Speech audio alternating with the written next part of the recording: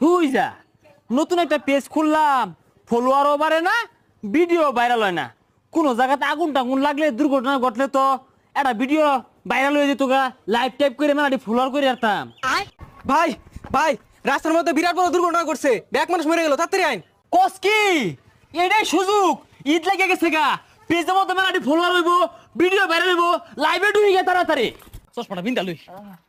দর্শক দেখুন, ভয়ঙ্কর দুর্ঘটনা, অ্যাক্সিডেন্ট হয়েছে। দেখুন বেশি বেশি লাইভটা শেয়ার করবেন, কমেন্ট করবেন, তাইলে এরা ভালো হয়ে যাবে গা।